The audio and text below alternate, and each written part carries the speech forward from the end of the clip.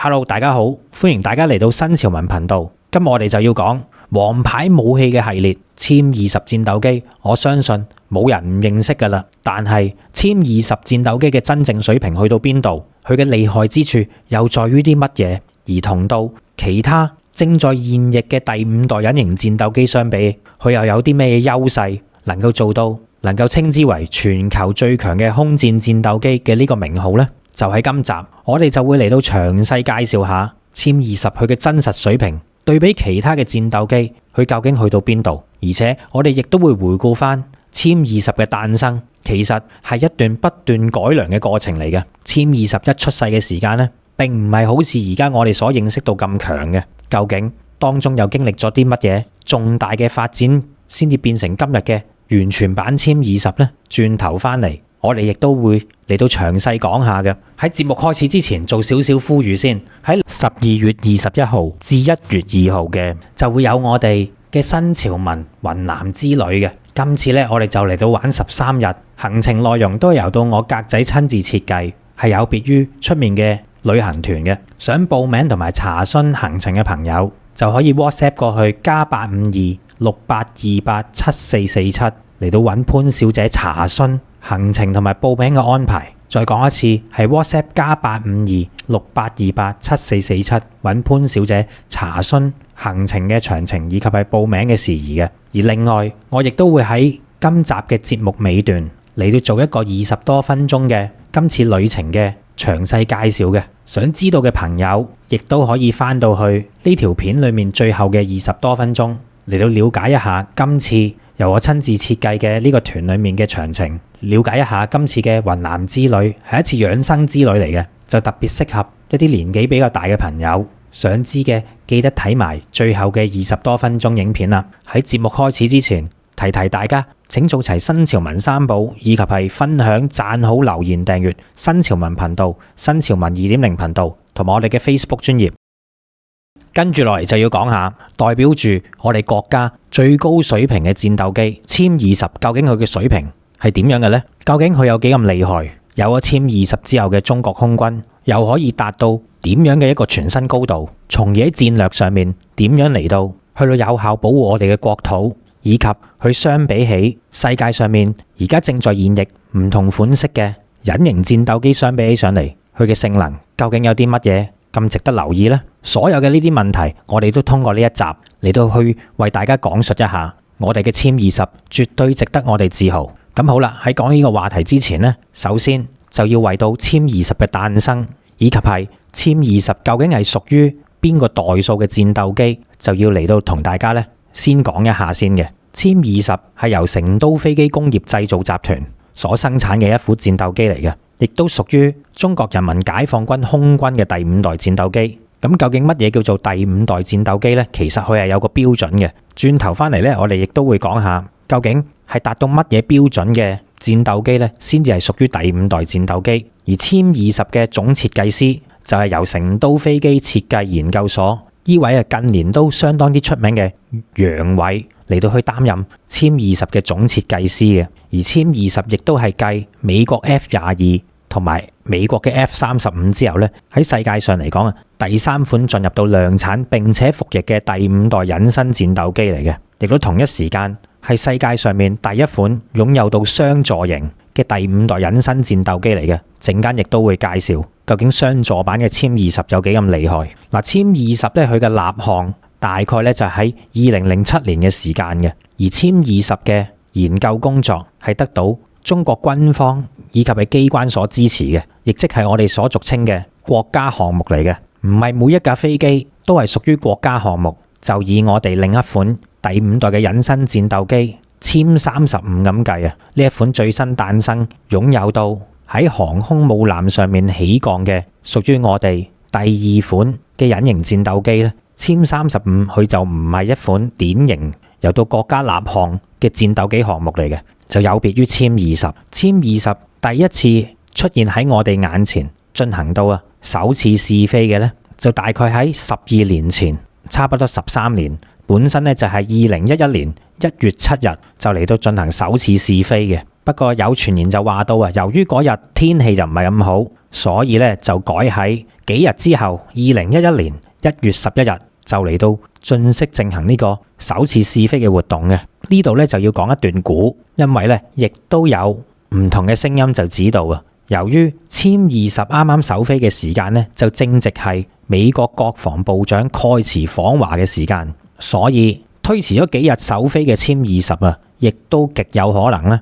就係為咗招呼呢位美國國防部長蓋茨訪華而專登調校到佢啱啱嚟到中國嘅時間咧，就嚟到展示殲20俾佢嘅。因為蓋茨曾經講過，佢話根據佢哋美國軍部所收到嘅消息以及係情報所顯示到咧，中國第一款嘅隱形戰鬥機最少啊都要喺2020年之後先至會出現嘅，所以美國空軍咧就遙遙領先咁話。咁當然啦，呢一番話就係喺殲20正式出現之前講嘅啦。其實美國空軍或者美國軍部嘅呢一個推算咧，喺當時嚟講都係屬於正路嘅，因為另一款由到我國同樣都係成都飛機設計研究所所設計嘅第4代戰鬥機殲10，佢首飛嘅時間係1998年，正式嘅服役時間咧就係2005年。而蓋茨講到中國最少要2020年之後先至能夠成功研製、成功試飛第一款嘅隱形戰鬥機。其實如果按照住呢個速度嘅話，當時美國所收到嘅情報實屬都係一個比較正路嘅一個推算嚟嘅。美國諗都諗唔到，憑住中國嘅技術儲備，可以喺咁短嘅時間之內就喺第4代戰鬥機服役冇耐啫，6年後就嚟到出現到第一架第5代嘅隱形戰鬥機試飛。關於呢一點呢，當時正在訪華而知道呢個消息嘅蓋茨直頭係打咗一個突。其後喺呢位當時時任嘅美國國防部長蓋茨退咗休以後仲喺佢嘅回憶錄裏面寫到，當時去訪華嘅時間咁啱就撞正殲20嘅首飛。呢一點對於佢嚟講咧係極大嘅恥辱。佢自己喺回憶錄上面咧都係咁樣寫嘅，咁就可想而知當陣時殲20嘅首飛為佢帶嚟幾大嘅震撼啦。其實莫講話係美國國防部長蓋茨，當陣時全世界都為之震驚，亦都包括埋好似我哋呢一啲咁留意軍事嘅人，同樣當時見到殲20嘅首飛咧，亦都係睇到目定口呆嘅。當然我哋呢一種目定口呆係屬於開心嘅嗰一種，而蓋茨嘅嗰一種咧就係屬於憤怒型嘅目定口呆。點解要憤怒啊？除咗佢嘅情報出錯咗以外仲有一個非常之攞命嘅原因，因為喺較早年之前咧，美國唯一服役屬於重型嘅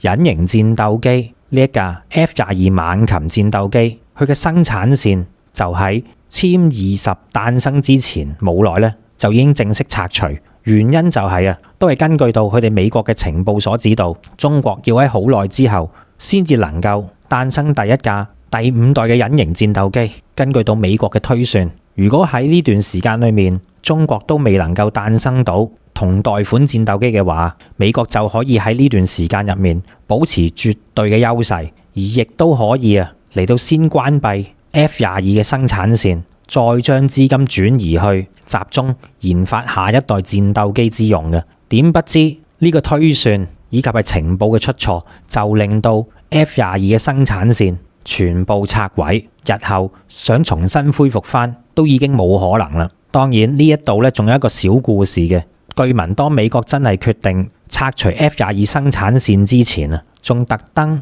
嚟到中國去到探聽下究竟中國下一代嘅隱形戰鬥機佢嘅研製進度係點樣嘅樣。據聞當陣時咧就有一啲研究單位裡面嘅領導咧就喺接受內地電視台訪問嘅時間唔小心漏咗口風，話到咧中國嘅第5代隱形戰鬥機將會問世啦。呢件事咧就令到美國方面十分之緊張，一度就嚟到決定延遲拆除 F-22嘅生產線嘅。但係後到尾，根據內地嘅傳聞，就有一位經常上電視嚟到講軍事嘅前解放軍將領級人物就立即補飛，話到之前唔小心漏咗風聲出去嘅所謂嘅中國第5代隱形戰鬥機即將問世，其實嗰一款唔係真真正正嘅5代機嚟嘅，而只不過係屬於剛剛服役冇耐嘅第4代戰鬥機殲10嘅改版嚟嘅啫。由於呢位將領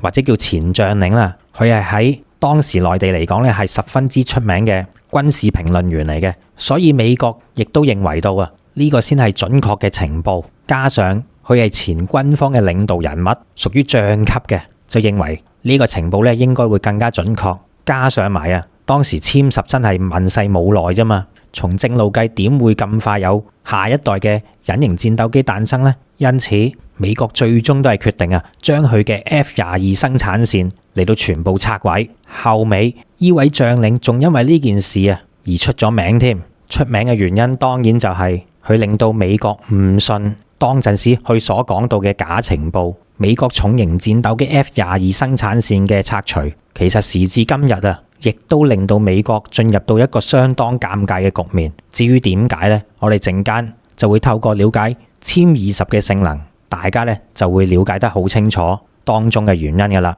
咁好啦，自從2011年殲20橫空出世以後，就為到我哋中國空軍展開咗新嘅一頁。但係呢個時間咧，只不過係一個開端嚟嘅啫。新誕生嘅殲20其實仲要進行大量嘅測試，以及係裝備嘅更新，先至能夠正式邁入第5代戰鬥機嘅門檻嘅。而走上呢條路，正式成為第5代戰鬥機，我哋都起碼經歷咗額外6至7年嘅時間，甚至乎嚴格啲咁計呢，係接近10年嘅時間添。嗱，咁頭先聽到要成為一個真真正正嘅第5代戰鬥機，係需要咁耐嘅時間。咁究竟乜嘢叫第5代戰鬥機啊？係唔係求其有一個比較類似隱形戰鬥機嘅外形就可以稱之為第5代嘅戰鬥機呢？當然唔係啦。第5代戰鬥機係有一個比較公認嘅國際標準嘅，只要滿足到第5代戰鬥機標準嘅呢啲條件啊，就算你唔想認係第5代都好，人哋都會將你定義為第5代戰鬥機嘅。反之亦然，你冇呢啲條件嘅話呢，人哋都唔會當你係第5代嘅戰鬥機。咁究竟第5代戰鬥機有啲乜嘢性能同條件啊？喺呢度呢，我哋就嚟到概括咁講一下啦。基本上嚟講，喺90年代至2000年頭呢個階段嚟計啊，第5代戰鬥機嘅標準呢，就有咗第一次嘅定義嘅。一般嚟講，第5代戰鬥機咧都要滿足到以下4個條件，亦俗稱為 4S 嘅條件。第一就係要滿足到隱身嘅性能。第二，戰鬥機咧係要擁有到超音速巡航能力嘅。第三就係戰鬥機本身咧係要能夠做到超機動嘅動作。而第四，最尾一個條件咧就係要戰鬥機具備到超視距作戰嘅能力嘅，就俗稱為第5代戰鬥機嘅 4S 標準。因為隱身、超音速巡航、超機動同埋超視距呢一啲咁樣嘅條件呢，佢哋嘅英文字母開頭呢都係以 S 為開頭嘅，所以亦被俗稱為屬於第5代戰鬥機嘅 4S 標準。後到尾，隨住我哋科技嘅發展，第5代戰鬥機就喺大概2010年代以後又被加多咗一個標準。呢個標準就係喺 4S 以外呢，再加多一個叫做超級資訊化嘅條件。相信呢個條件呢都唔難理解嘅，從佢嘅字面上面就能夠理解得到。第5代嘅戰鬥機呢，同樣都係要具備到超級資訊化嘅能力嘅。呢個呢就係喺現代嚟講屬於第5代戰鬥機嘅5個硬性標準。當然你少1、2個嘅話呢，都可以同被歸類為第5代戰鬥機嘅。但係如果喺5個標準裏面，你連3個標準都做唔到嘅話呢，咁就真係好難歸類為第5代戰鬥機嘅。最多你滿足1、2個條件嘅話呢，只可以被歸類為4.5代嘅啫。而世界上面亦有呢啲例子，我哋呢而家就嚟慢慢盤點一下。嗱，喺而家截至到呢一刻為止嚟講呢，正在現役服役當中嘅第5代隱形戰鬥機呢，就只有3個國家4個類型嘅戰鬥機係正在現役嘅啫。其餘嘅國家所聲稱到嘅第5代戰鬥機呢，都係未達到呢個標準嘅。咁究竟有邊幾款嘅戰鬥機係屬於現役正在服役階段，已經過晒測試期，已經形成戰鬥力嘅第5代隱形戰鬥機呢？佢哋分別就有頭先我哋提及過嘅美國 F-22隱形戰鬥機，以及係美國另外一款好出名嘅 F-35隱形戰鬥機，仲有嚟自於俄羅斯嘅蘇57隱形戰鬥機。當然，最後一款就係我哋今日嘅主角，中國嘅殲20隱形戰鬥機啦。而其餘嘅，不論係其他國家正在研發當中，或者係進行緊測試當中嘅，聲稱係屬於第5代隱形戰鬥機嘅飛機呢，其實都並不是係包含到現役嘅標準嘅。佢哋分別就有即將進行到正式服役，而家都仲係正在大量試飛當中嘅中國另外一款由到瀋陽飛機工業集團所領銜研究到嘅殲35隱形戰鬥機。另外嘅仲有已經進行咗實體1:1仿真模型展示到嘅俄羅斯第2款隱形戰鬥機蘇75。當然仲有啲已經下咗馬嘅，例如係曾經同美國 F-22競爭嘅 F-22嘅投標對手 YF-23， 以及係輸俾 F-35嘅由到美國波音所生產到嘅投標項目 X-32咧，佢哋咧就係屬於計劃終止嘅一啲第5代隱形戰鬥機嘅機型嚟嘅。嗱，講開人有我有，當然亦都要數埋印度呢個國家啦。印度咧亦都聲稱自己正在研發緊屬於佢哋國產嘅隱形戰鬥機嘅。曾經印度咧就嚟到聯合俄羅斯嚟到生產或者叫做研究一款叫做FGF-A 嘅第5代隱形戰鬥機嘅，但係呢個項目咧已經被取消啦。取而代之嘅就係由到印度自己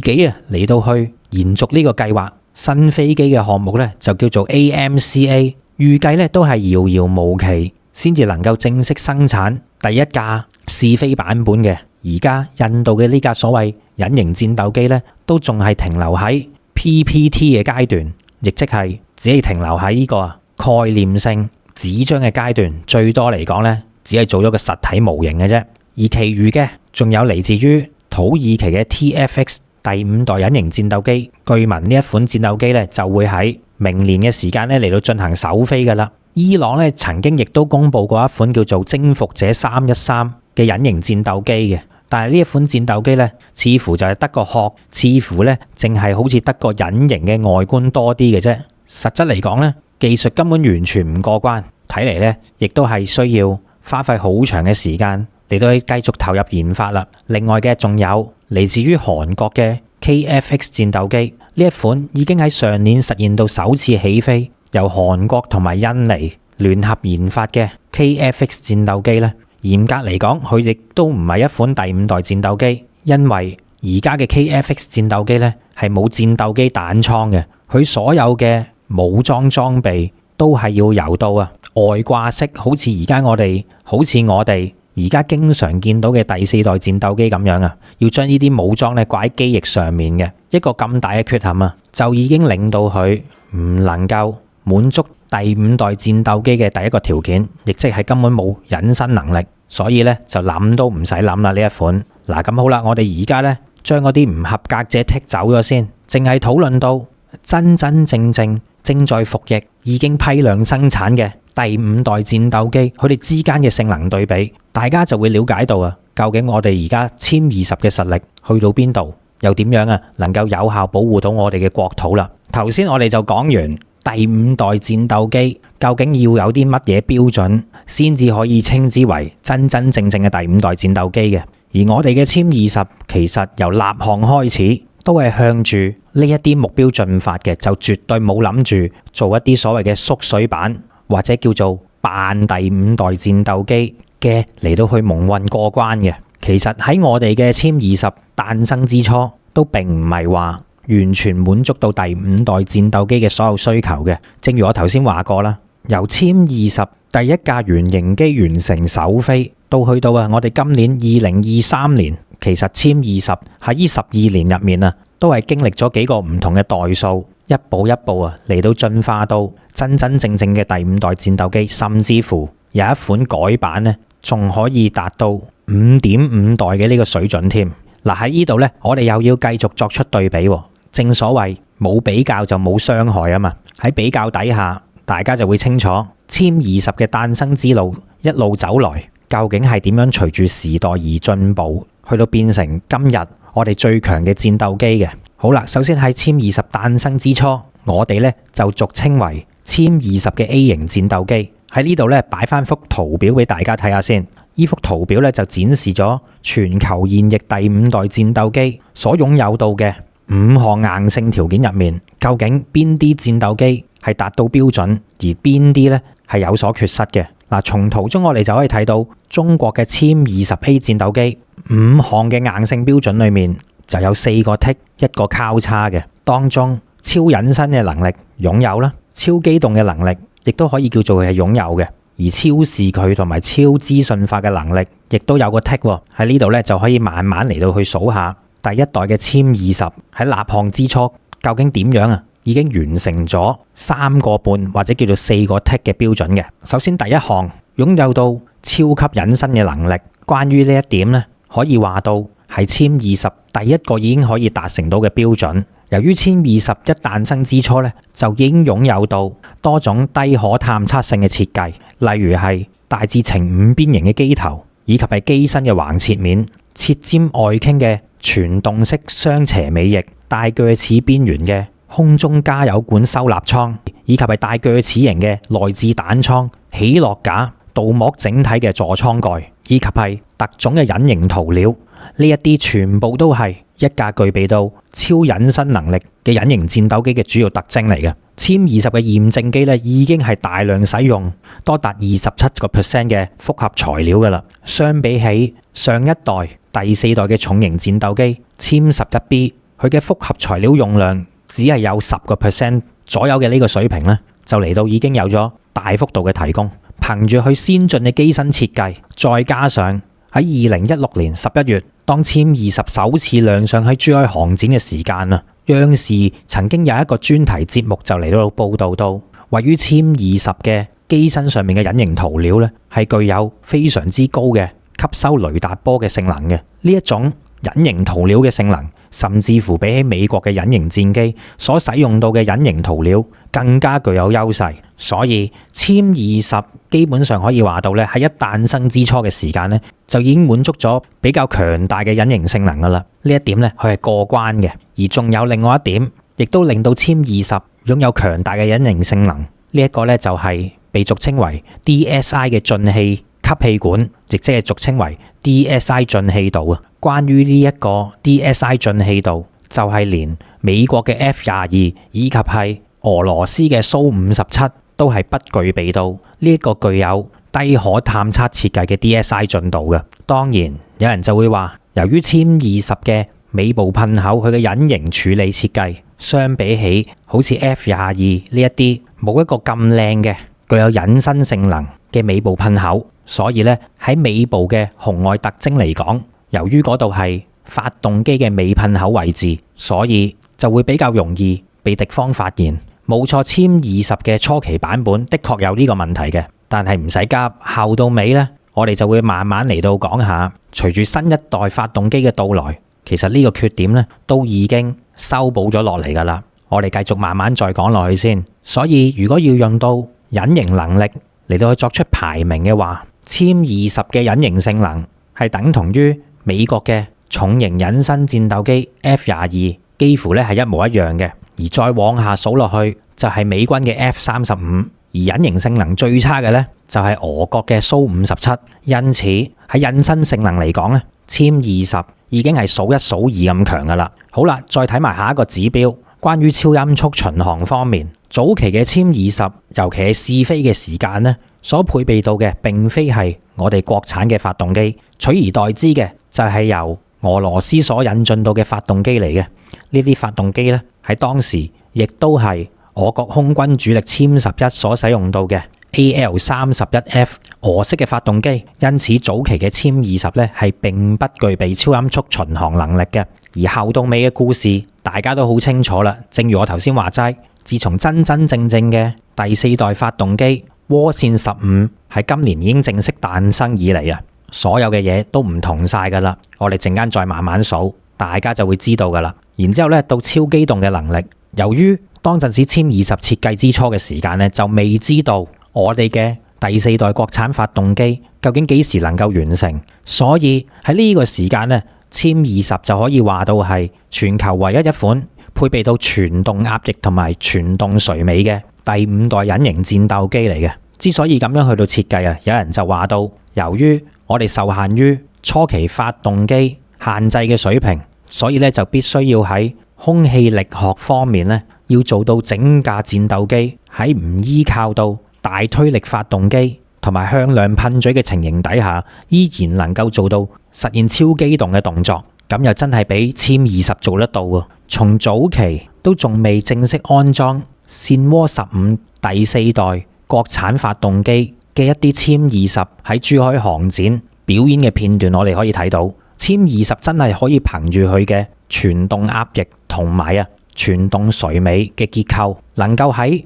冇向量噴嘴嘅情形底下都可以做到超機動嘅動作喎。呢一點呢，真正嚟講係屬於中國嘅黑科技嚟㗎。從前好多人都唔相信殲20能夠做到呢一點，因為幾乎喺我哋嘅認知入面，只有配備大推力發動機加上向量噴嘴嘅戰鬥機，先至可以能夠完成超機動動作嘅啫。但係殲20就憑住呢啲傳統嘅空氣力學就可以做得到啦。因此呢，都係顛覆一般人嘅認知嘅。嗱，咁喺呢個超機動嘅領域入面呢，我哋又可以嚟數一數。美國 F-22 由於配備到大推力嘅 F-119 發動機，再加上有垂直上下嘅向量噴嘴，所以佢係能夠做到超機動嘅。不過美國另外一款 F-35 戰鬥機呢，佢就唔能夠做出超機動動作啦，因為佢就係一款冇配備到向量噴嘴嘅戰鬥機嚟嘅，所以佢唔能夠做得到。殲20初期型我哋講咗啦，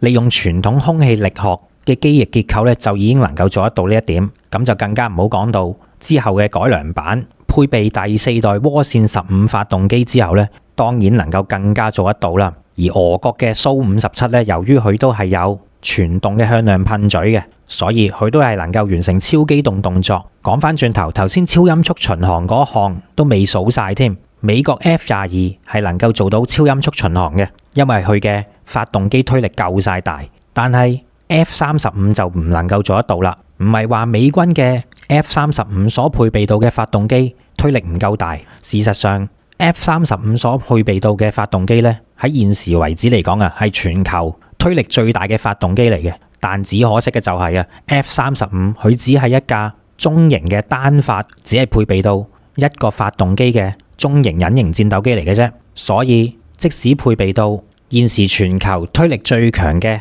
F-135航空發動機都好佢嘅推力呢亦都係不足於令到F-35可以具備到超音速巡航嘅能力嘅。而且 F-35仲要係出名飛得慢嘅添，佢嘅極速大概只有音速 1.6 倍，亦即係 1.6 馬赫嘅啫。而殲20嘅初期版本亦都係不具備到超音速巡航嘅，原因頭先講咗點解啦。因為開頭嘅時候呢，我哋係裝備俄式發動機噶嘛，但係我哋嘅改良版本殲20B 同殲20S 呢，都係具備到超音速巡航能力嘅，而且仲相當恐怖，陣間會講噶啦。至於俄國嘅蘇57呢，據聞都係可以具備到超音速巡航嘅能力嘅。咁關於超音速巡航同埋超機動能力，真正能夠達至殲20設計之初嘅完整目的，當然一切都要喺我往後再講到關於殲20配備咗我哋原本為到殲20度身訂造嘅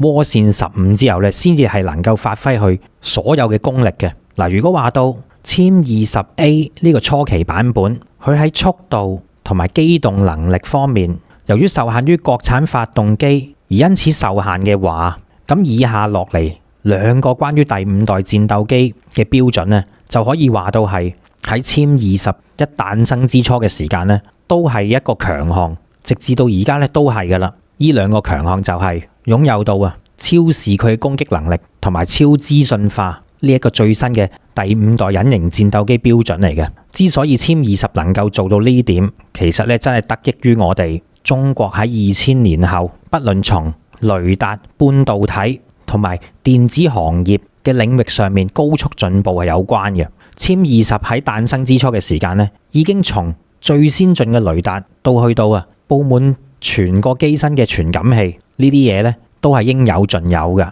首先，關於殲20嘅雷達就係由到我國1475所研製到專為殲20戰鬥機配備嘅有源雙控陣嘅一款雷達嚟嘅。嗱，據聞截至到現時為止，殲20所裝備到嘅有源雙控陣雷達呢，係位列全球戰鬥機榜上面探測距離嘅榜首嚟嘅。連美國 F-22戰鬥機上面引以自豪嘅 APG-77 有源雙控陣雷達，佢嘅探測距離都唔夠殲20所配備到嘅有源雙控陣雷達咁遠。由於殲20佢嘅機頭咧就比較大，所以佢所配備到嘅有源雙控陣雷達裡面嘅發射同埋接收模塊咧就可以裝得比較多嘅。呢個咧亦都係佢其中之一個大嘅優勢。喺現代嚟講，除咗有強大嘅雷達探測性能之外，仲要有好多輔助嘅探測裝置，先至可以稱得上係一架具有超資訊化能力嘅戰鬥機嚟嘅。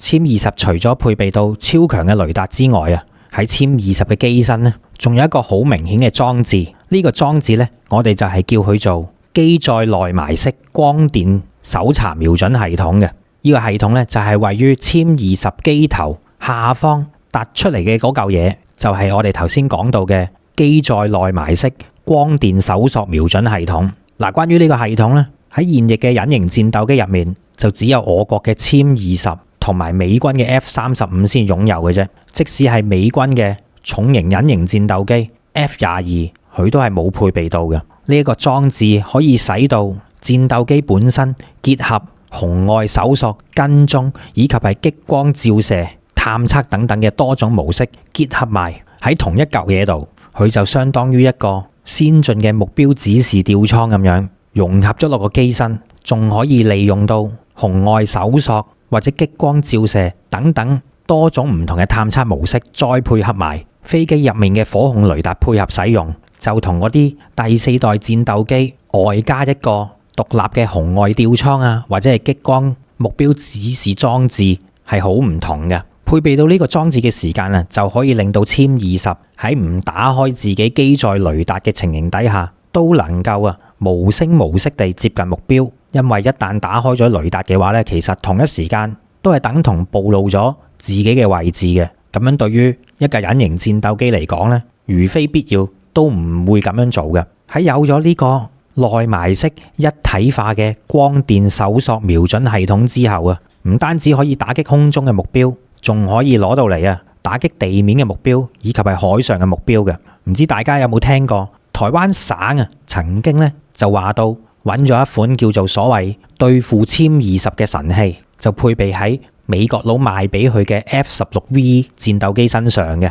其實呢個所謂對付殲20嘅神器，只不過係一個外掛式嘅紅外吊艙啫。即係頭先我哋講到落後一代嘅嗰啲款式，如果第4代嘅戰鬥機就咁掛一個紅外吊艙，就可以有效克制第5代戰鬥機嘅話，用到咁簡單嘅模式就能夠做得到嘅話，咁仲邊有人研發第5代戰鬥機啊？所以呢啲傳媒都係以偏概全咁去報導嘅，純粹係標題黨嚟嘅啫。咁好啦，我哋繼續數埋落去先。除咗呢個內埋式嘅一體化光電探測瞄準裝置以外另一個令到殲20亦都引以自豪嘅裝備，就係遍佈喺佢機身上面6個唔同地方嘅光電式分佈系統啦。嗱，殲20嘅機身上面分別喺佢嘅機身上方、前後位置都配備住一個光電式嘅分佈窗口嘅，而喺機身嘅下方亦都配備2個，再之後仲有2個咧就係配備喺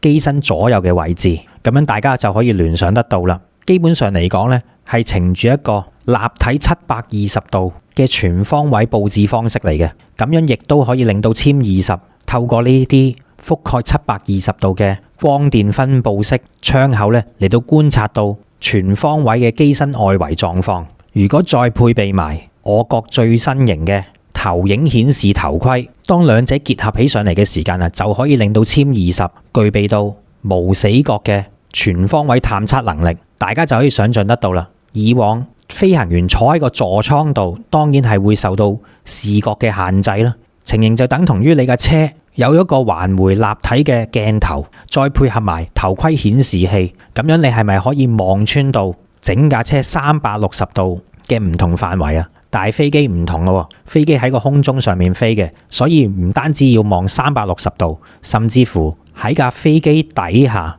同埋上高，佢都可以能夠望穿嘅，所以先至話到係有720度環迴立體嘅視覺，而且唔單止係俾你睇到咁簡單，仲可以透過呢啲光電分佈式嘅窗口咧，嚟到探測敵人嘅位置，甚至乎係鎖定敵人嘅位置，發射導彈嘅。因此殲20咧就有咗一個強大嘅搜索敵人同埋戰場態勢感知嘅能力。關於呢一點，殲20喺誕生之初咧已經具備到超強嘅資訊化能力，再加上超視佢嘅打擊能力噶啦。咁當然啦，仲有一樣駕駛嘅架撐係從飛機嘅外表睇唔到嘅，呢個就係殲20配備到我哋全軍最強嘅數據鏈。殲20唔單止係架戰鬥機，佢仲係一架擁有到戰鬥機外形嘅資訊收集中心同埋數據傳輸嘅中心嚟嘅。就係憑住佢裝備喺戰鬥機上面嘅高速數據鏈，佢唔單止可以同我哋全部軍種嘅單位聯絡，甚至乎可以將目標嘅數據、打擊嘅參數嚟到傳送俾全軍唔同體系嘅單位。殲20咧都係能夠做得到嘅。其實現在改良版嘅殲20關於呢一方面嘅能力更加強，尤其係雙座版嘅殲20誕生之後，呢方面嘅能力仲有咗質量上嘅提升。咁我哋咧陣間亦都會提及到嘅。所以而家綜合嚟計，第一代嘅殲20除咗超音速巡航能力佢係不具備到之外，再加上佢嘅超機動能力係可以有待提升之外，其餘5項嘅第5代隱形戰鬥機具備到嘅硬實力咧，就已經完成咗3項噶啦。而由於美國 F-22戰鬥機佢誕生嘅年份實在太早啦，所以佢係不具備到超資訊化嘅能力嘅。據聞 F-22現在佢喺機上面所使用到嘅電腦系統咧，仲比我哋家用嘅 Windows 98仲要差，而且嗰啲程式語言咧都已經係好舊嘅嗰一種，去到今時今日咧都已經冇人識寫噶啦。而同一時間俄製嘅蘇57戰鬥機咧，由於受限於俄羅斯相對落後嘅電子發展水平，所以咧佢亦都係不具備到超資訊化嘅能力嘅。咁好啦，講到嚟呢個時間咧，其實先啱啱進入到戲肉，因為我哋嘅殲20初代版以後咧就有咗改良版啊嘛。呢個咧亦都係令到殲20點解成為咗我哋而家全球最強戰鬥機寶座嘅呢個位置嘅關鍵。咁我哋咧就嚟到講下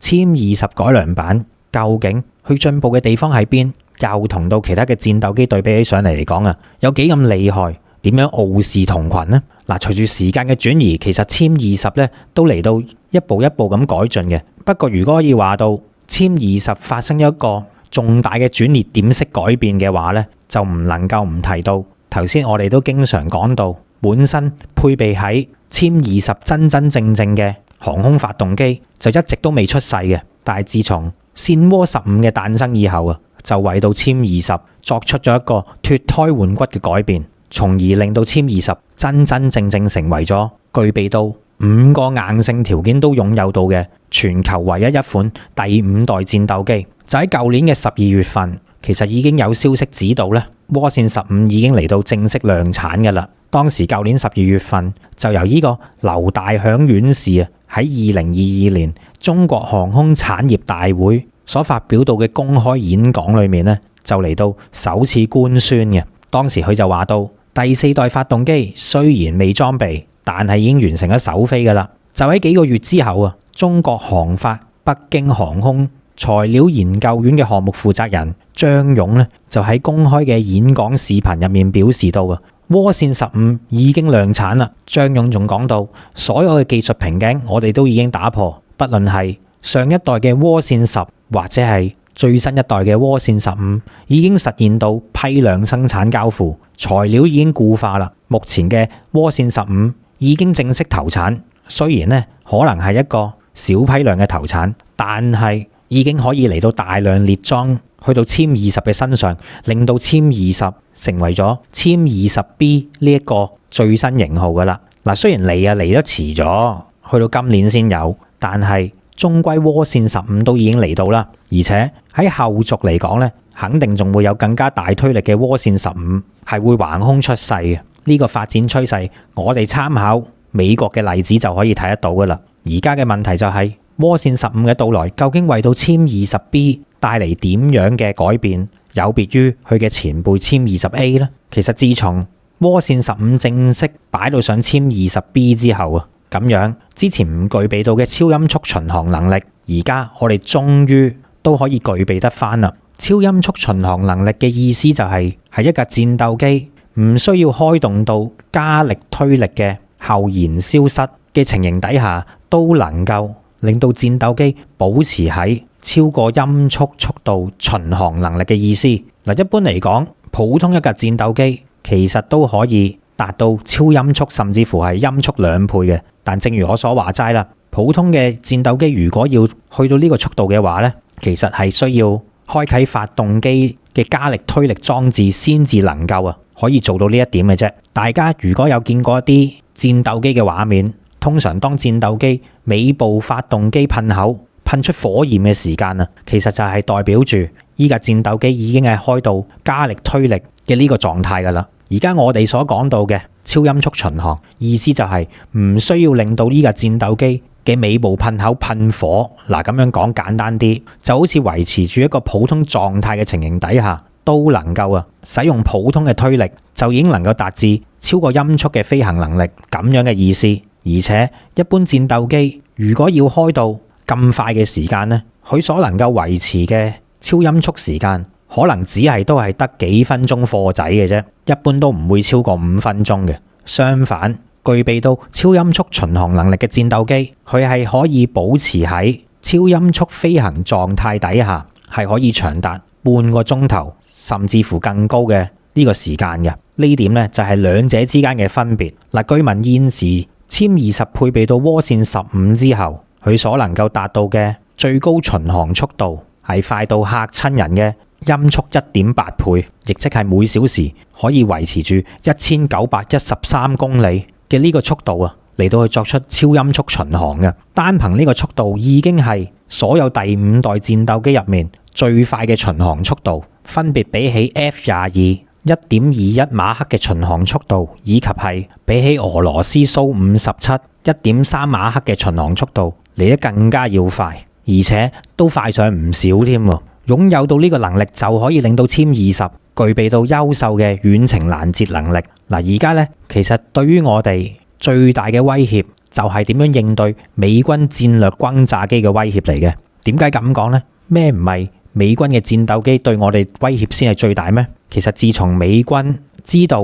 佢嘅航空母艦唔能夠再貼近我哋中國大陸沿海之後就有咗呢個所謂嘅分布式作戰系統嘅概念。呢個概念呢，就係改為由到美軍嘅遠程轟炸機所掛載住具有長距離發射兼且隱形能力嘅巡航導彈，嚟到作為接替航空母艦主要威脅我哋沿海嘅設施、機場，甚至乎打擊到我哋登陸台省嘅兩棲艦隊，就為之我哋嘅最大威脅嘅。而家殲20擁有到咁強嘅超音速巡航能力，再加上新嘅發動機更加慳油，所以殲20係具備到2000公里嘅作戰半徑嘅。嗱，假設有一架嚟自於美國海外基地嚟到升空嘅 B1 型遠程轟炸機，嚟到諗住使用到呢個戰術嚟到打擊我哋嘅兩棲登陸台省部隊咁計啊。假設呢架美軍嘅遠程轟炸機所發射到嘅巡航導彈係具有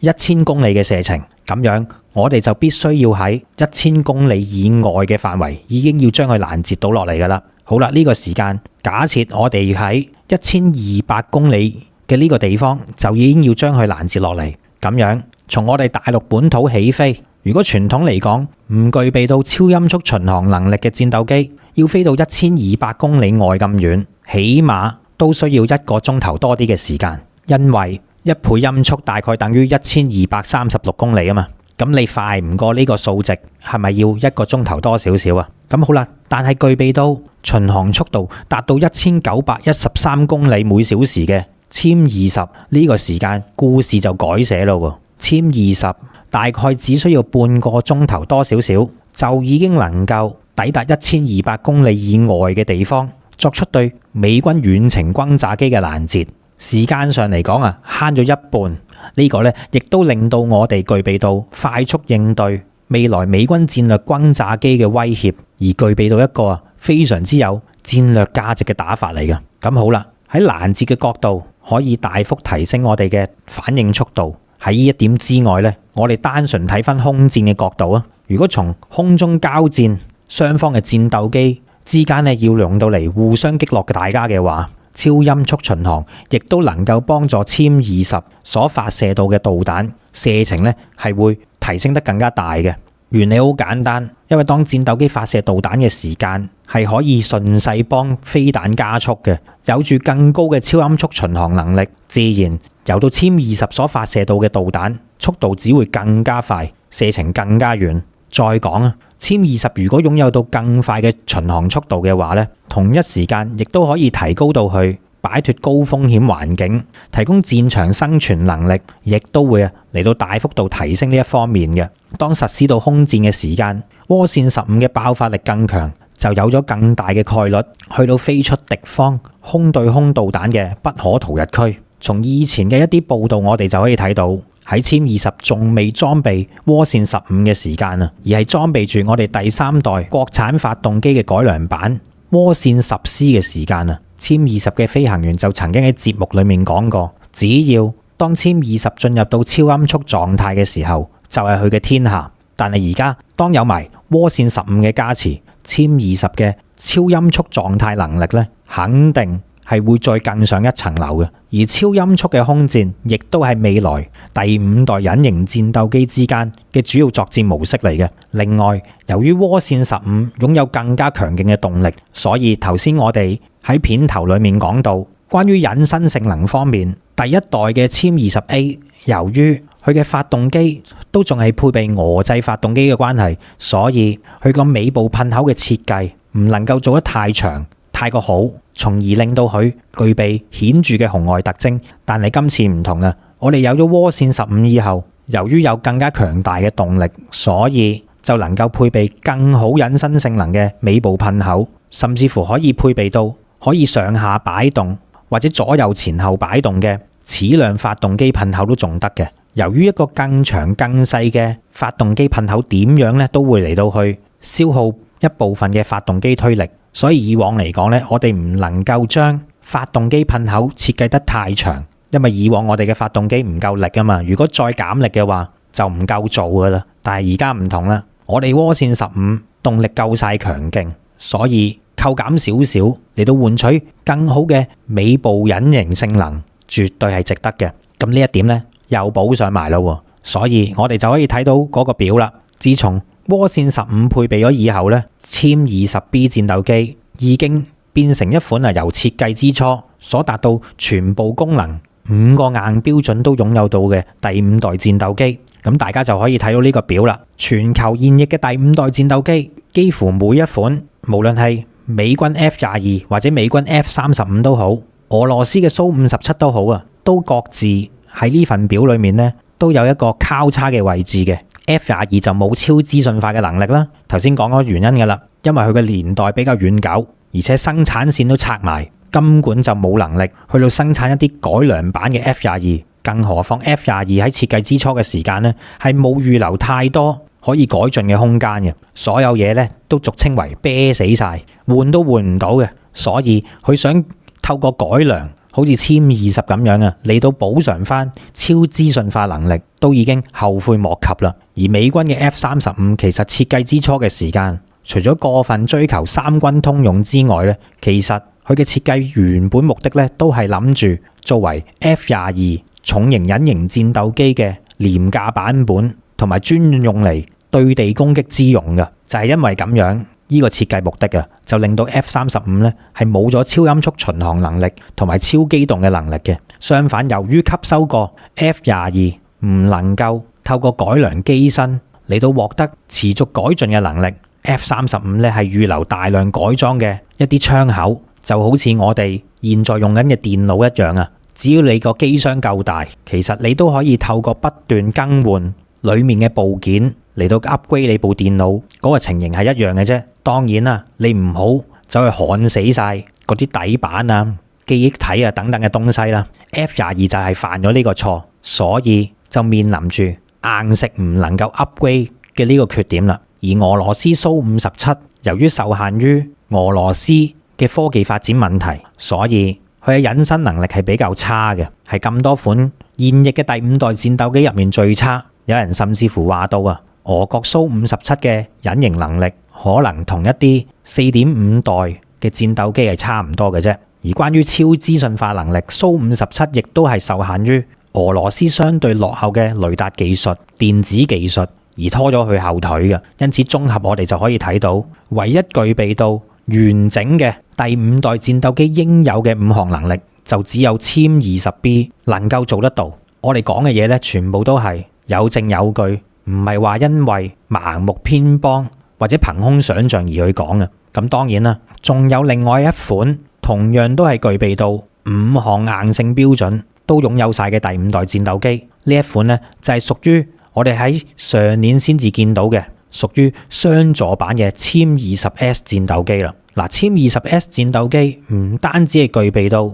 頭先我哋所講到嘅殲 20B 所擁有到嘅功能咁簡單，有人就話到啊，殲20S 甚至乎係一架具備到5.5代戰鬥機性能嘅戰鬥機，已經喺某一啲嘅參數上面呢，仲要比現役第5代戰鬥機更加突出嘅。點解咁講呢？當然亦都唔係因為憑空想像嘅。嗱，自從舊年雙座型嘅殲20佢嘅原型機2031號第一次俾人拍到之後啊，就有人立即聯想到，點解殲20多咗個位嘅呢？點解要由單座型變成雙座型呢？會唔會係為咗將來同一啲無人機嘅配合而造成嘅一個新方案？亦都有人話到啊，會唔會係殲20雙座型可能會成為未來嘅空中作戰指揮平台，所以又加多咗個位呢？甚至乎亦都有人話到啊，會唔會係未來殲20S會變成一款隱形嘅戰術轟炸機，又因此加多咗一個位呢？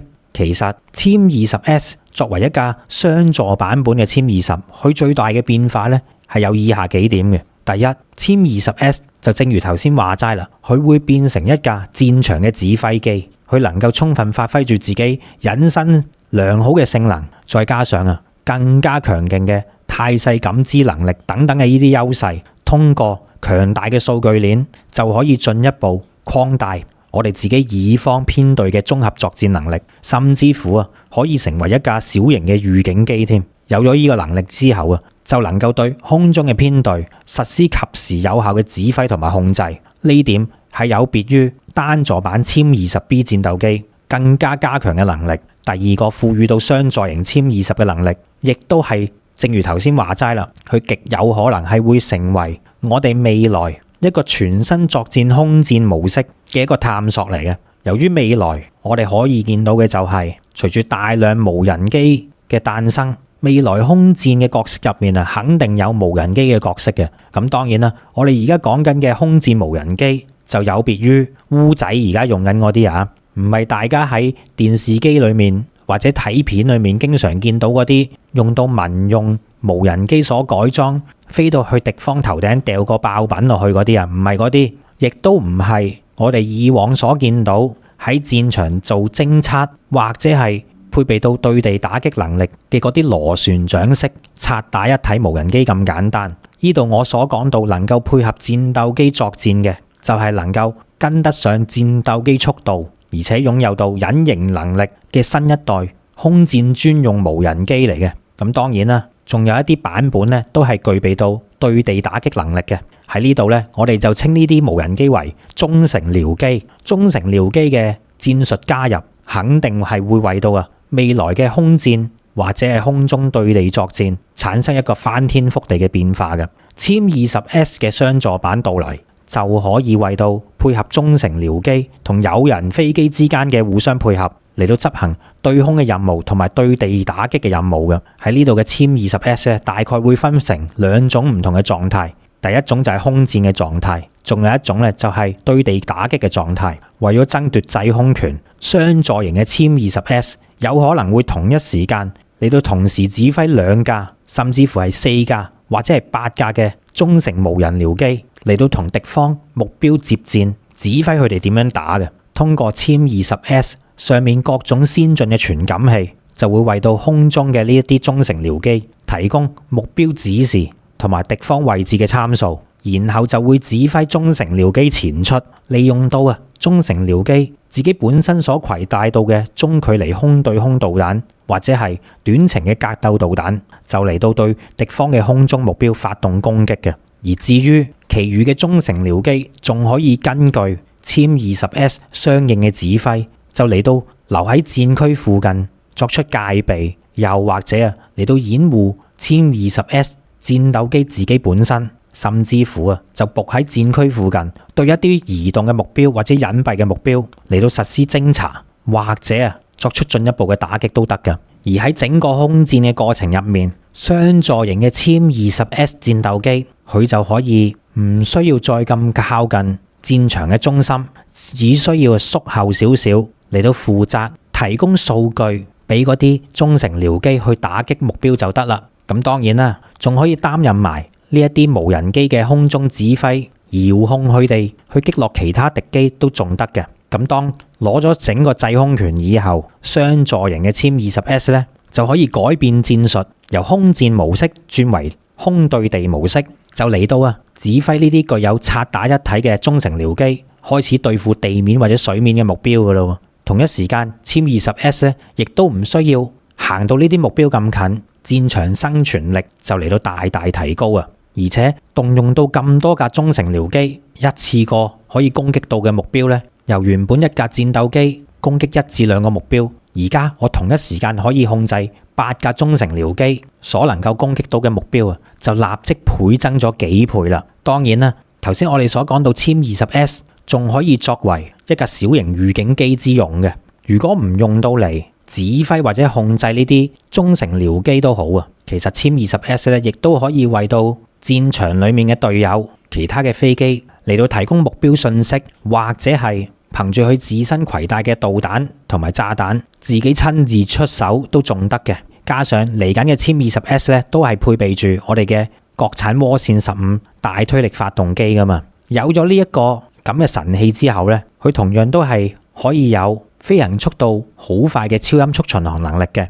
佢能夠快速進出戰場，咁樣亦都可以利用到呢個優勢，再加上佢強大嘅態勢感知能力同埋超強嘅雷達，同樣都可以令到戰場嘅信息更新嘅能力可以快速提高嘅。嗱，當呢個雙座版嘅殲20S 擁有到咁強大嘅指揮能力，尤其係對新一代嘅中程僚機結合埋殲20S 嘅呢個打法，就令到佢成為咗頭先我哋所講到有別於傳統第5代戰鬥機應有嘅5項性能之外嘅另一個性能。關於呢一點呢，亦都係頭先我哋數到嘅嗰啲外軍嘅第5代隱形戰鬥機現在並不具備到嘅能力㗎。起碼 F-22 因為生產線已經拆除，唔可以搞一架雙座版。F-35 呢亦都冇能力去搞一個雙座版，因為佢嘅機體實在太過細小，點樣改進都好都係唔具備到呢個能力嘅。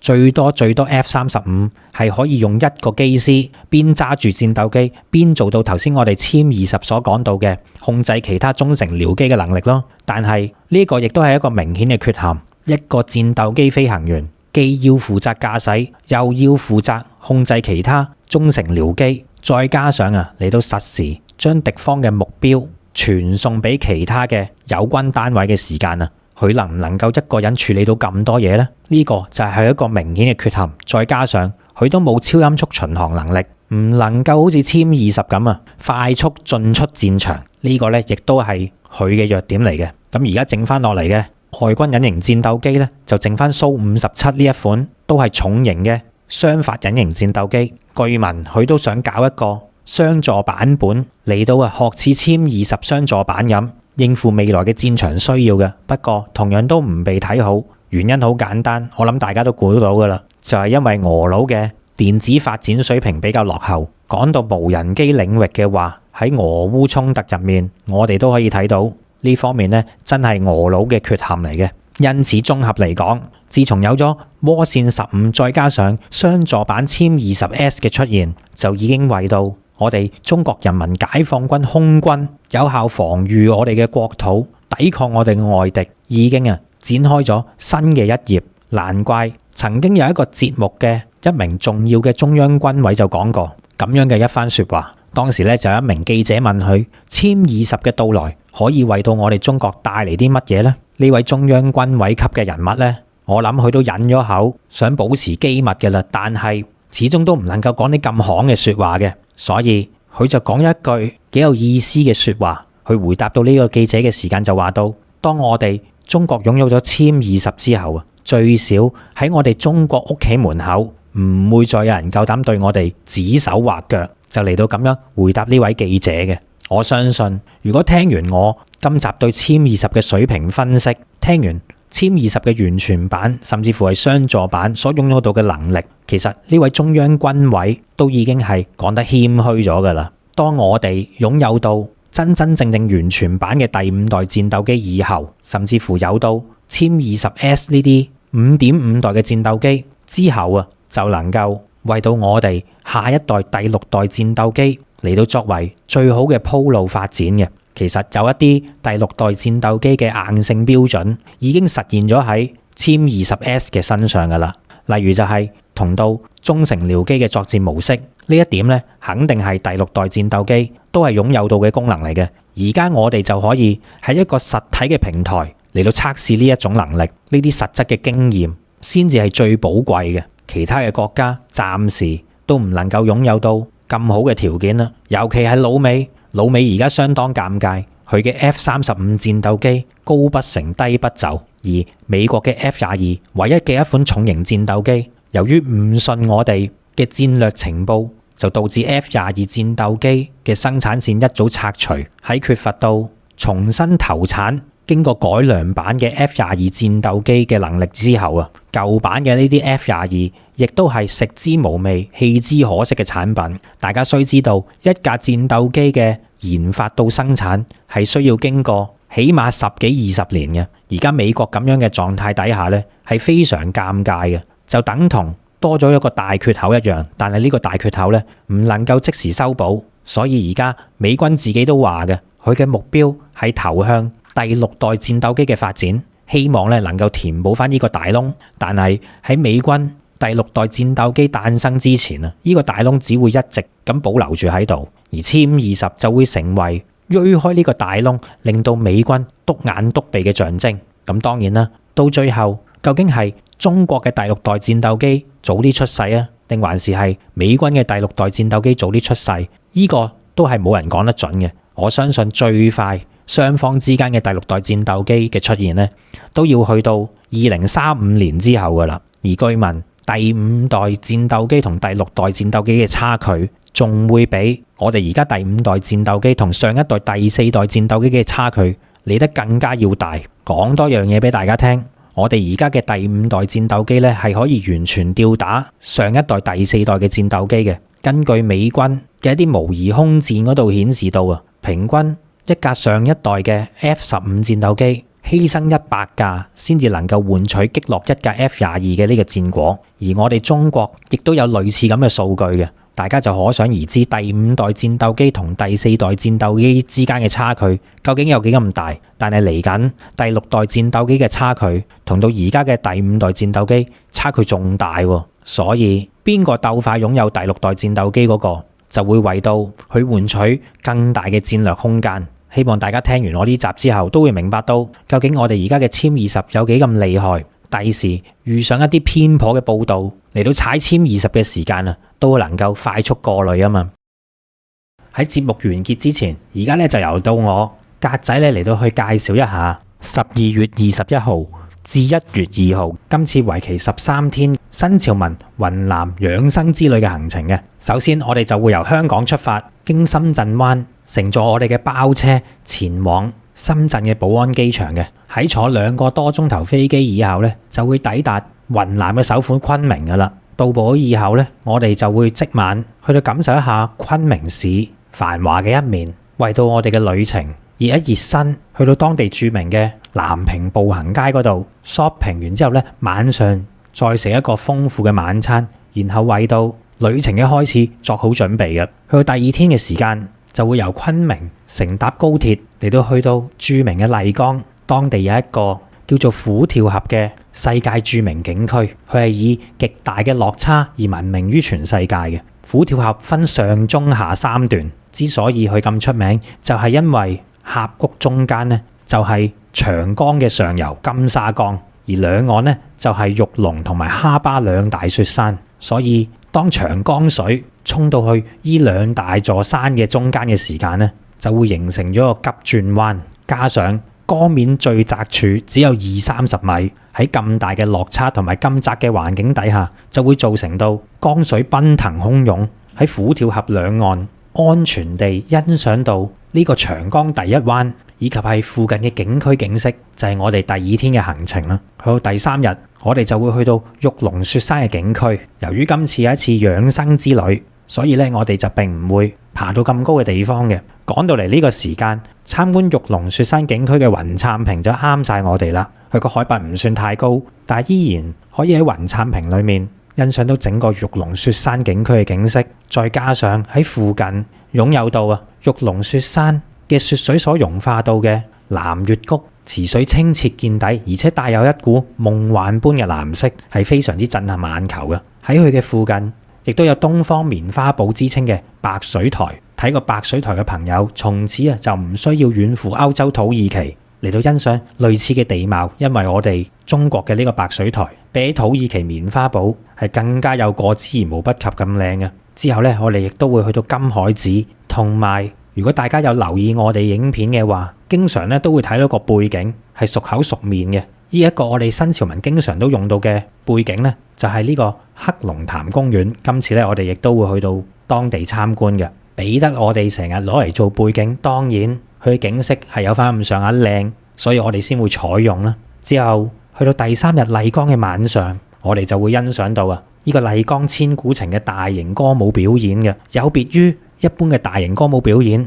佢係將高科技手段融合喺現代以及係傳統一新嘅歌舞劇入面，透過咁樣嘅形式嚟到表達到麗江千年嘅歷史同埋傳說，就啱晒啦。好多嘅觀眾反映到都係非常之精彩嘅。去到第四天，我哋繼續會留喺麗江，因為景點多到玩都玩唔晒嘅關係第四天嘅早上呢，我哋就會嚟到悠閒嘅麗江古城嘅南部，嚟到參觀歷代麗江木氏土司嘅府邸嘅。呢座府邸亦稱為木府，由於佢係古城裏面嘅地標，所以咧仲吸引咗好多電視同埋影視作品喺呢度取景，例如有電視劇《木府風雲》以及係錢王嘅劇組咧嚟到前嚟拍攝嘅。之後咧我哋就會轉移到古城嘅另一方，去到四方街嗰度去到俾大家感受一下麗江古城嘅鬧市。呢度曾經係茶馬古道上面嘅交易中心，喺明清時期已經係雲南商貿嘅樞紐嚟噶啦。嗱，講到嚟呢度咧，都係第四日嘅熱身行程嚟嘅啫。因為我哋將會去到比起繁華嘅麗江古城中心裏面更加恬靜嘅束河古鎮。有朋友就話到束河古鎮仿如咧，好似10年前都仲未有咁多人前往嘅麗江，係比較清幽，同埋可以更加接觸到古代嘅氣氛嘅。但唔好以為咁樣就完結啦，因為我哋就將會去到另一個古鎮白沙古鎮。白沙古鎮咧就位於麗江城嘅北邊嘅。相比起上嚟，仲有更加多朋友就話到白沙古鎮咧係仿如20多年前嘅麗江一般所保留到嘅古色古香風貌、空氣同埋環境咧係保留得更加原汁原味嘅。咁當然我哋亦都要去埋呢度啦。然後去到行程嘅第5日，我哋喺玩完3日麗江，住埋3日同一晚嘅酒店之後咧，就會轉移到去雲南另一個非常之出名嘅地方，好似係大理啦。嚟到大理，當然就要去睇一睇背靠蒼山、面臨洱海、大理嘅地標象徵，亦都係擁有到1000年歷史喺當地非常之雄偉嘅建築物之一嘅崇聖寺三塔文化旅遊區啦。喺呢度咧，我哋就會乘坐索道，亦即係纜車嚟到前往青碧溪蒼山大峽谷，嚟到欣賞中國最大嘅象棋棋盤、俯仰洱海同埋崇聖寺三塔嘅整個環境非常之美不勝收。之後第6日，我哋亦都會繼續喺大理嘅。要深入認識大理，當然要去到大理嘅博物館啦。喺大理博物館，我哋就能夠睇到當年嘅大理國裡面嘅一段歷史，同埋欣賞到好多大理國嘅文物嘅。之後呢，我哋就會去到雙廊古鎮嚟到影翻幾張靚相。古鎮裡面呢係充滿住歷史文藝以及清新嘅氣息，加上佢係背靠洱海，環境十分之美麗嘅。然後呢，我哋就會去到大理嘅張家花園嚟到欣賞呢個繼承咗白族民居特色，既細緻又精美嘅呢個建築物，仲可以欣賞到當地嘅民族節目，去到一邊品茶一邊睇表演嘅。然之後呢，我哋就會去到大理古城，去到睇一睇呢一個位於蒼山腳下、風景秀麗、昔日古代南詔國以及係大理國嘅都城。喺古城裏面分佈咗14處市級或者以上嘅重點文物保護單位，亦都承繼住大理嘅文化、宗教以及係民族文化嘅。我哋當然唔可以唔去呢一度啦。跟住呢，我哋就嚟到行程嘅第7日，就會由住咗2日嘅大理出發到去我國3大地熱區之一嘅騰衝，嚟到去嘆世界嘅。唔講唔知道，其實我哋中國嘅地熱溫泉嘅資源亦都係相當之豐富嘅。騰衝身為我哋中國3大地熱區之一，所擁有到位於該區嘅溫泉就有80多個，佢嘅廢泉係遍佈整個騰衝各地，有一泓熱海之稱嘅。其景觀同埋水溫亦都係全國罕見。由於騰衝佔到我哋中國已知嘅溫泉數量差唔多成1/4咁多，當然我哋係要集中火力嚟到去感受一下啦。一到達騰衝嘅時間我哋就嚟到參觀當地非常之出名嘅騰衝火山熱海景區。呢度呢係一個國家5A 最頂級嘅景區嚟噶。之後呢，當然唔係齋睇啦，我哋仲要感受。我哋呢就會去到當地嘅一個最豪華嘅5星級溫泉，騰衝嘅和順柏巒溫泉嗰度浸溫泉。嗱，如果大家呢只係曾經去過類似日本等等嘅呢啲地方浸溫泉嘅話，咁就一定要試下屬於我哋中國人嘅溫泉究竟係點樣噶啦。當中嘅質量絕對係值得我哋自豪同埋光榮嘅。屬於我哋中國人嘅溫泉絕對唔差得過日本嗰啲嘅。喺浸完溫泉食完牛肉火鍋當晚一覺醒來，去到第8天，我哋就會出發到去參觀芒市嘅猛獾大金塔嗰度。嗱，由於呢笪地方呢已經係差唔多去到中國與緬甸之間嘅邊界啦，所以當地嘅建築物呢亦都好有東南亞嘅色彩嘅。以猛獾大金塔咁去計，佢係屬於我哋中國其中一個少數民族傣族所設計嘅皇宮建築風格嚟嘅。猛獾大金塔佢嘅外表金光閃閃，雄偉高大，係當地芒市嘅標誌性建築，亦都係當地傣族人民嘅聖地嚟嘅。而與之對比嘅有金，當然有銀啦。喺佢嘅隔離，亦都有猛獾銀塔，當中呢座銀塔係以純白為到基調嘅。有好多人就形容到猛獾銀塔直頭睇起上嚟好似假嘅一樣，影相咧係特別出眾嘅。2座塔，一座金，一座銀，喺色彩上面咧形成鮮明嘅對比。喺嚟到接近東南亞嘅地方，當然亦都要去到當地嘅孟巴拿西珍奇園嗰度嚟到見識一下全國少見嘅大量古樹木，以及係世界罕見嘅直化沐浴石嘅。佢喺呢個奇珍園裏面所展出到嘅就有4個大字：稀奇古怪。而去到堪稱嘅亞熱帶植物當中，呢度嘅古樹好多都有超過過百年嘅歷史，而有500年歷史以上嘅古樹亦都係多不勝數，絕對值得嚟呢度參觀嘅。之後咧，由於我哋咁近到中緬嘅邊境，我哋當然要去埋中緬嘅口岸，亦即係著名嘅中緬一條街。喺呢度咧，已經接近出到我哋中國嘅國家門口，用隻眼一睇就可以睇到對面嘅緬甸㗎啦。咁當然我哋唔會走過緬甸啦，然後咧亦都會去到著名嘅一寨兩國。呢個一寨兩國顧名思義就係位於中緬邊境之間嘅一座中緬邊陲小鎮。我哋咧就位於中國嘅嗰一側嚟到去參觀。喺呢度咧應該就係離緬甸最近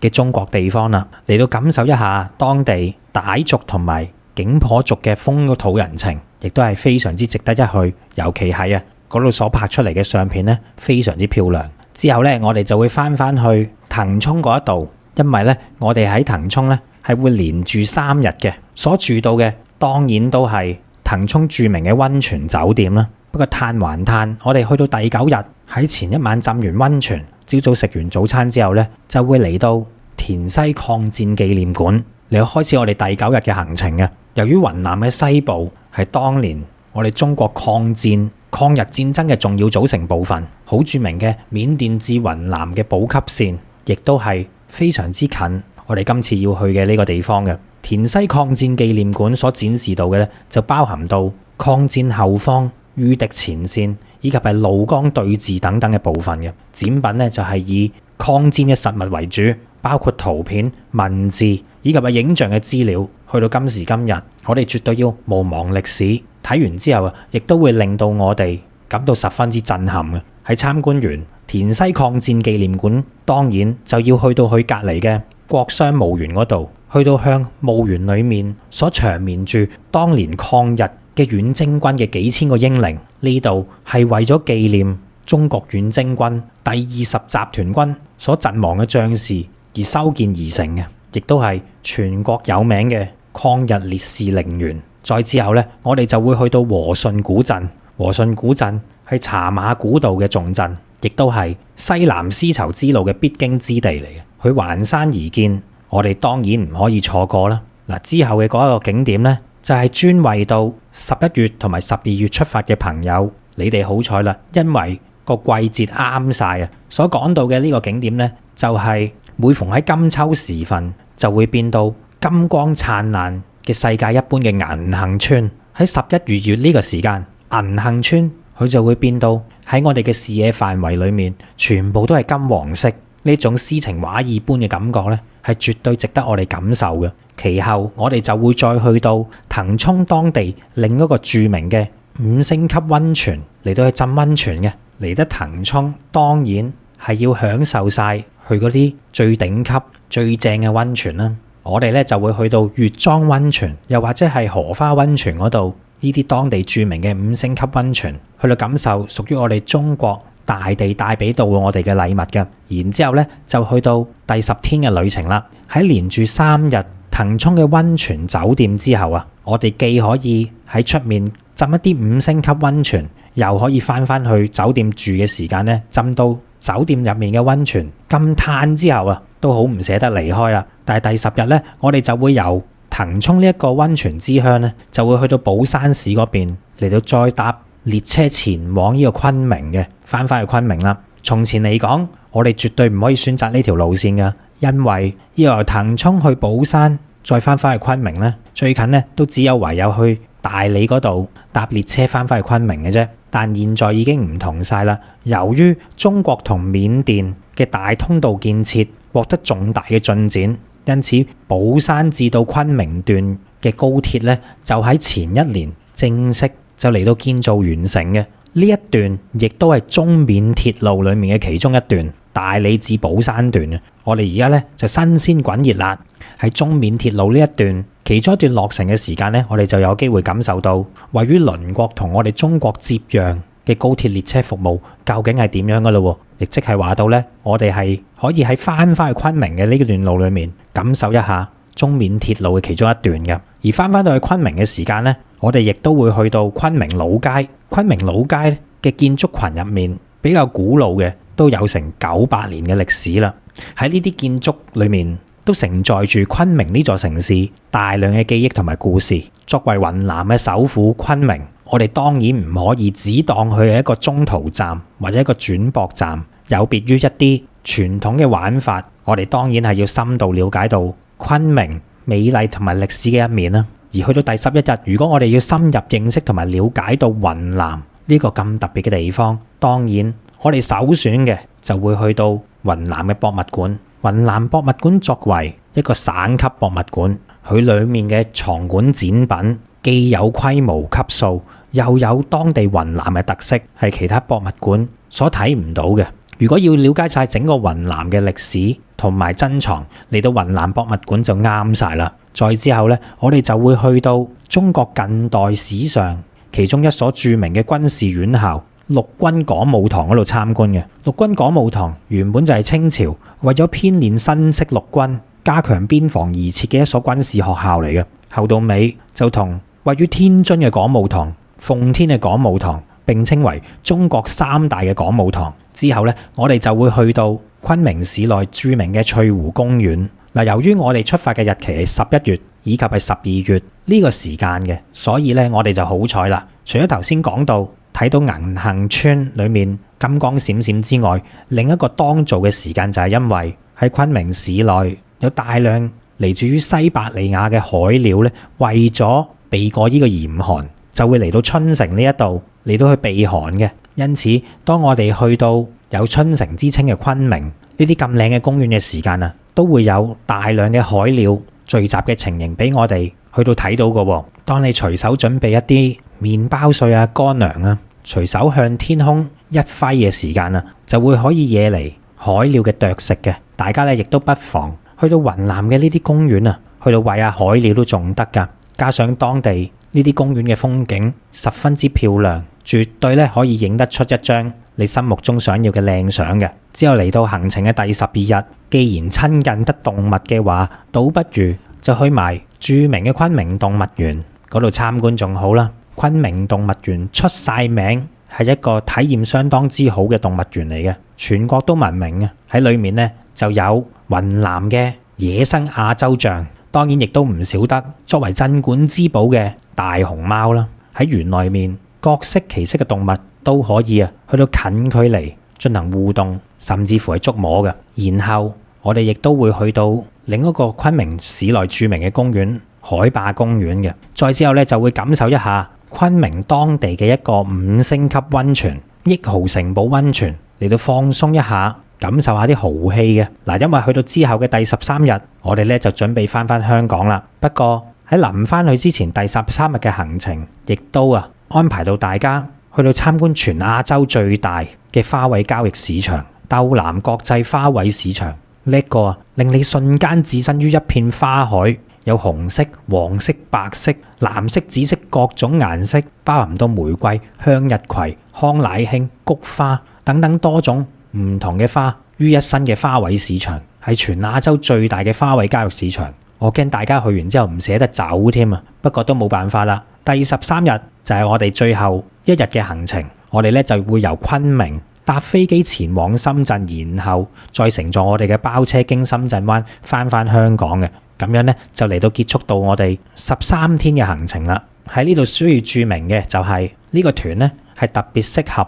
年紀比較大嘅朋友去到玩嘅，而且我哋喺行程裡面所坐到嘅旅遊巴都係我哋俗稱嘅飛機椅旅遊巴。喺我調教到整個行程嘅時間呢，亦都係就住年紀有翻咁上下嘅朋友去到度身訂造嘅，所以大家會見到留喺同一笪地方嘅日子會比較耐啲、嘆啲、腳步放得慢啲、輕鬆啲嘅。有興趣嘅朋友就快啲聯絡 WhatsApp +85268287447揾潘小姐報名同埋查詢行程。再講一次，係 WhatsApp +85268287447揾潘小姐報名同埋查詢行程。一旦決定咗，手腳要快啦，因為我哋新潮文嘅新潮之旅咧，從來報名速度同埋滿額嘅速度咧都係好快嘅。喺呢度咧要講聲唔好意思先，希望大家會中意我格仔親自設計嘅呢個行程。